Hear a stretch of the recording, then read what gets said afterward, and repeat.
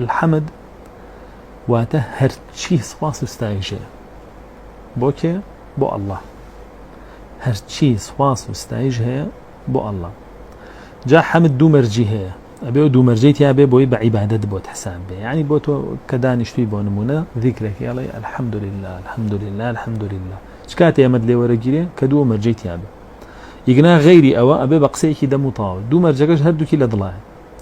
مەحەبە و تەعظیم، سوپاسی خوا بکەی پڕ بە دڵیشت خۆشت بێ، سوپاسی خوا بکەی پڕ بە دڵیشت بە گەورەی بزانی، تاکە خۆشەویستت بێ و تاکە بە گەورە زانراوت بێ جەل جەلاله. ئەو دوو مەرجەی لەگەڵ بێ مەحەبە و تەعظیمەوە حەمدە و عیبادەتە. ئەگەر لەگەڵی نەبێ ئەبێتە مەدەح، عیبادەت نابێ.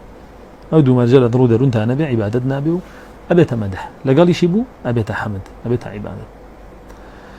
و حەمد عادەتەن لە بەرامبەر کەماڵاتە ئەکرێ. خوای پەروەردگار بۆ ذاتی خۆی بە خۆی کەماڵە، هەموو شتێکی کامڵە و هیچ نوقسانێکیان نیە، بۆیە حەمدی ئەکرێ. بەڵام شکر لە بەرامبەر نیعمەتە ئەکرێ، شتێکت پێ بەخشن جا ئەڵێی سوپاس، ئەڵێی شکران. و شکر بە دەم و بە دڵ و بە کردارەکرێ، بەڵام حەمد زیاتر بەس بە دەم و بە دڵەکرێ.